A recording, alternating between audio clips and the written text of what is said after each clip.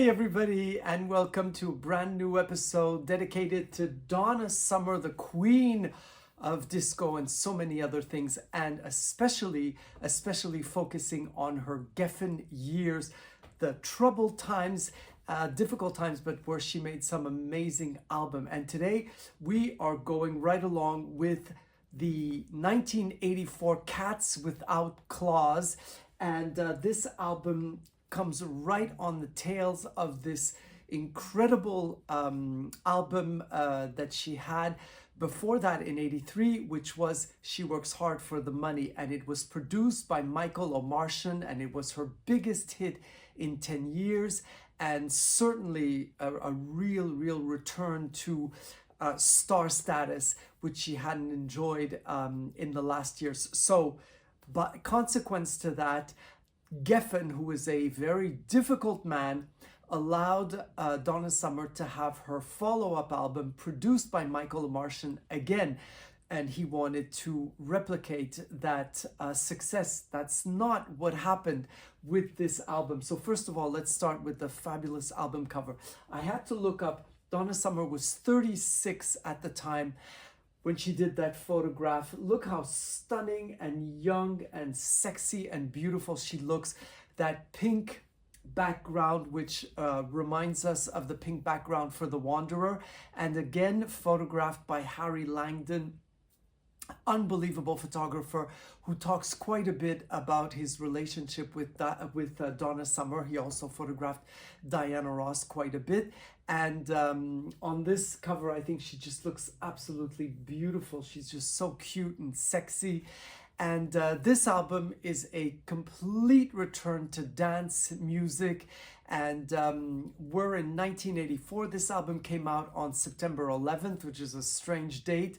But at the time we didn't know. And this time we're starting to warm up to what disco is. People are starting to say the word again, and they're starting to come back to the idea that dance music is dance music, and the gay rights are coming up and getting stronger, and so therefore people are less afraid of talking about this movement, which is disco, and even though it's called dance from now on.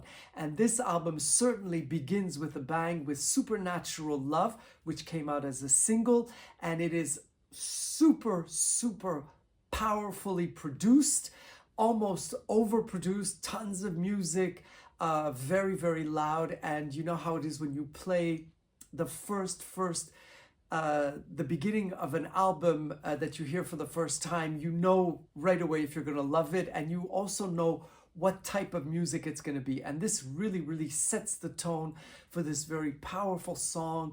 It's got everything. It's got bang and music, and you know, we're in a time where Michael Jackson has come out with Thriller, so we know that, you know, production, we are not to be worried about it. And then straight into another song, which is Not the Way That You Love Me. And this one, just as powerful, but very fast paced. And Donna Summer sings very quickly. And so it just blurts out, and two huge, very big numbers, production numbers, as I may call it. Then she sings There Goes My Baby. It's the very first song that is not written by either Donna Summer and Omartian or Bruce Sedano, which is Donna Summer's husband. This is There Goes My Baby, which is the famous classic. It was made famous by the Drifters, and then Diana Ross sang it as well in a beautiful version in her album Red Hot Rhythm and Blues. It came out as a single, was not a huge hit, but it did make an impact because there was a video clip that went along with it. Susanna, which I really love, because here you really begin to understand the concept of the duo that is Omartian and Donna Summer. It's free, it's happy, it's joyous, it's extremely professional, and yet they have a bond which is spirituality and religion. And of course you don't feel it in every song, but there's a way that Donna Summer sings which is very close to the way she could preach. And in this song, Susanna, which is really a beautiful, beautiful song, you really feel that.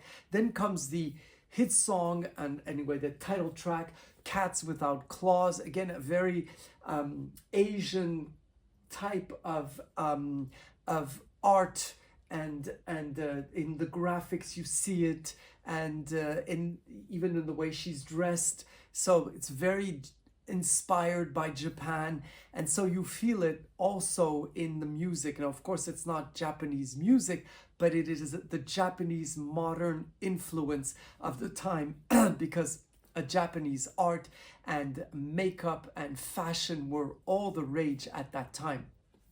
And so Cats Without Claws, the title track, and this is where the critics called her writing and some of the music silly, because it's just a little bit lost. You know, Cats Without Claws is a metaphor, and if I may use a comparison, a little bit like Pieces of Ice for Diana Ross, it is perhaps not what the public and especially the critics wanted to hear from those divas. They didn't want message songs. They wanted them to sing about love, love lost, love torn, but not give, you know, a message about how the world is going and how society is going and how people living in society. So that's where people were harsh. And of course, in this song, Donna Summer speaks, and there's a lot of music that's kind of, hypnotic. That's why I compare it to Pieces of Ice by Diana Ross. The next song is Oh Billy Please, and this was a song that was very close to Donna Summer's heart because she wanted it to be the first single, and I completely agree with her.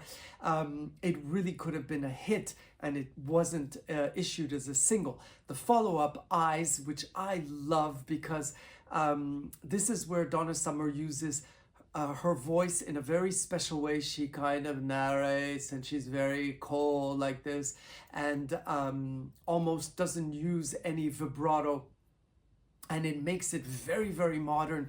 And I remember when I heard that song, Eyes, I really thought that is an amazing song. So I understood that they used this one as a single, but it neither of the songs that came out as singles caught on to be major hits anyway. But they had a lot of play, and in Europe, Eyes were heard. I heard it many, many times in, on the radio, in restaurants, in places. So it's not as if the album went completely unnoticed, but it certainly was not the hit that was She Works Hard for the Money.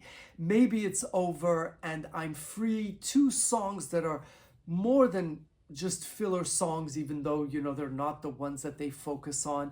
And they're absolutely lovely, beautiful. Donna Summer again changes her voice in every single song. She uses her voice differently, and I'm Free has a little bit of a beat, and it's more joyous and more fun and almost disco-y, and it's absolutely lovely. And the last song is Forgive Me, nominated for a Grammy for Spiritual Song, and it was written by Reba Rambo and Donnie McGuire, so not by Donna Summer. Again, the only two songs not written by Donna Summer and Michael Omartian.